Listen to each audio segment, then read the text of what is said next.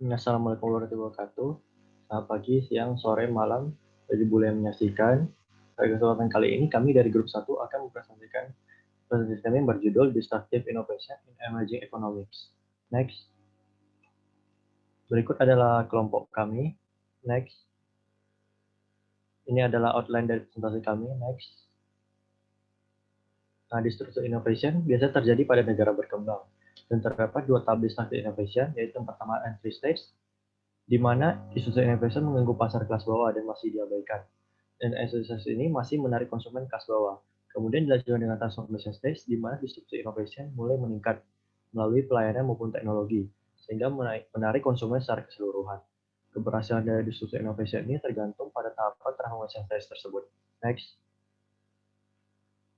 Terdapat beberapa disruptive innovation perspektif, yaitu yang pertama ada disruptive innovation yang berdasarkan pada specific type of innovation activities, yang terbagi menjadi yang pertama disruptive business model innovation, yang kedua disruptive technology innovation, yang ketiga adalah disruptive product innovation, yang keempat adalah disruptive strategy innovation.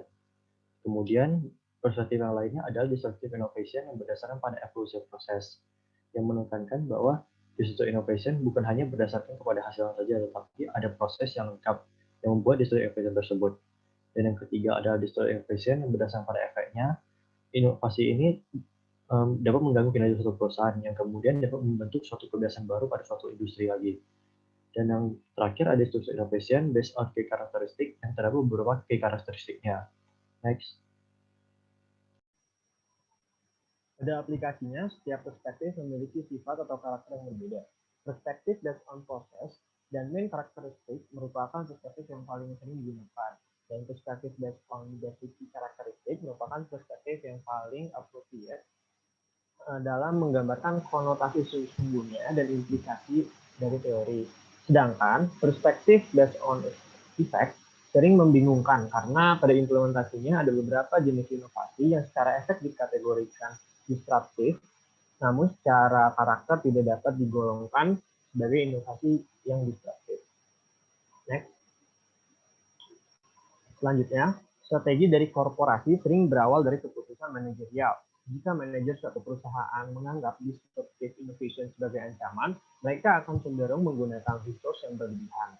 Sedangkan jika mereka menganggap hal tersebut sebagai opportunity atau kesempatan, mereka cenderung akan berinvestasi pada resource mereka lebih awal. Namun pada hakikatnya, disruptive innovation tidak dapat dianggap dengan mudah apakah sebagai ancaman atau opportunity. Ossipesky dan Dewalt pada tahun 2015 menggunakan perspektif eksploratif yang melibatkan perspektif eksploratif untuk mengamati perspektif disruptif dari innovation. Dari penelitian tersebut diketahui bahwa eksplorasi dari manajer itu didorong oleh 3 hal. Yang pertama adalah kesempatan yang dapat dirasakan, ancaman dari penurunan kinerja yang dirasakan, dan pengalaman resiko dari masa lalu.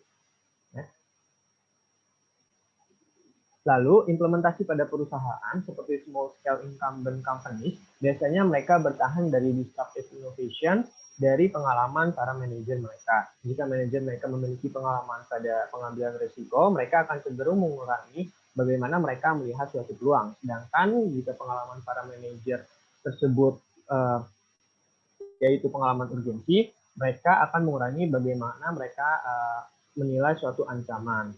Selain itu, biasanya pada incumbent companies, mereka sering mengadopsi beberapa model kognitif untuk bertahan dari disruptive innovation. Salah satunya adalah mereka akan fokus pada persepsi sukses di masa lalu. Selanjutnya adalah aspek-aspek yang mempengaruhi inovasi disruptif pada level korporasi. Ada 3, yang pertama dari organisasi, kedinamisan suatu perusahaan menjadi sangatlah penting, karena nilai-nilai perusahaan seringkali menjadi penghambat bagi perusahaan tersebut untuk berkembang, khususnya untuk inovasi disruptif. Lalu yang kedua, market atau pasar. Market positioning dan orientasi pasar menjadi penting, karena ketika kita terlalu menekankan suara pasar, akan mengarahkan kita kepada inovasi radikal.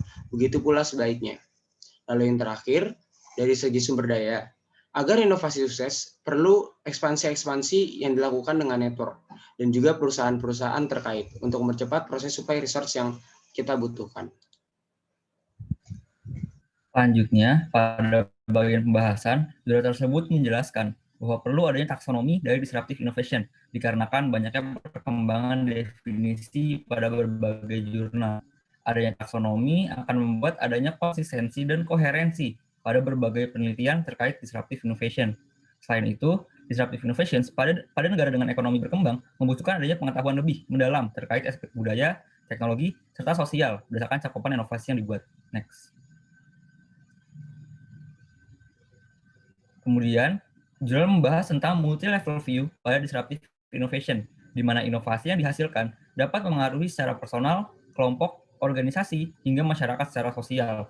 Dampak dari disruptive innovation sendiri dipengaruhi oleh berbagai aktor terkait, seperti misal pemerintah, di mana jika pemerintah melalui kebijakannya, dalam tanda kutip tidak menciptakan suatu iklim yang kondusif, maka inovasi yang dibuat akan sulit untuk memiliki performa yang maksimal. Dampak dari disruptive innovation ini dapat mencakup hingga aspek ekonomi, sosial, dan budaya, di mana seringkali adanya disruptive innovations memicu adanya kewirausahaan baru, teknologi baru, serta pasar baru. Next. Salah satu contoh disruptive innovation yang cukup jelas terjadi di sekitar kita adalah kemunculan pelayanan transportasi online di Indonesia, yang notabene-nya termasuk dalam pasar berkembang.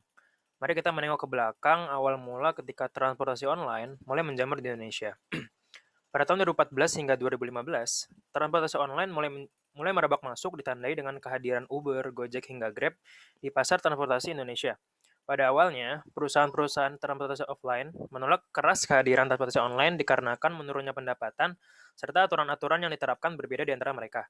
Setelah konflik yang cukup berkepanjangan, pada akhirnya perusahaan-perusahaan tersebut malah memutuskan untuk mengimplementasikan sistem online. Di sini menunjukkan bahwa inovasi hanya dapat dikalahkan dengan inovasi.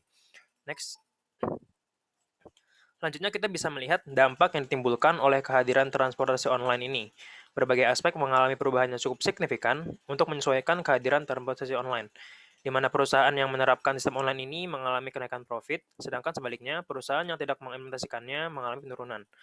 Lalu pemerintah juga harus membuat regulasi baru dengan kehadiran transportasi online ini, serta masyarakat yang beradaptasi dengan dunia transportasi online, baik itu dari penyedia jasa maupun konsumen. Next. Selanjutnya adalah lesson learned. Kami membaginya menjadi dua. Yang pertama berdasarkan materi kemarin. Pertama yaitu adalah definisi dari inovasi itu sendiri. Inovasi merupakan proses terbentuknya sesuatu yang baru dan akhirnya sukses diimplementasikan dan membawa dampak atau manfaat bagi ekonomi itu sendiri. Yang kedua adalah tipe-tipe dari inovasi seperti berikut. Lalu yang ketiga, ini lesson learning yang kami dapatkan dari jurnal yang kami review. Yang pertama adalah disruptif pada negara-negara berkembang. Di negara berkembang, disruptive innovation berdampak sangat besar karena perusahaan-perusahaan berusaha untuk menjadi yang terbaik. Namun perlu diketahui juga, jika ini over control akan mengakibatkan kesenjangan sosial yang lebih tinggi antara wirausaha-wirausaha baru dan yang sudah menjadi kuat. Lalu yang keempat atau yang terakhir adalah disruptive innovation seringkali menjadi gelombang baru bagi entrepreneurship atau wirausaha baru dengan teknologi-teknologi yang baru dan adanya opportunity market yang ada tiba-tiba. Lalu sekian saja presentasi dari kami. Kami mengutip dari Stephen Jeffers, salah satu expert di bidang inovasi. Innovation is the unrelenting drive to break the status quo and develop a new wherever you have there to go. Sekian saja dari kelompok kami, kurang lebih mohon maaf. Wassalamualaikum warahmatullahi wabarakatuh.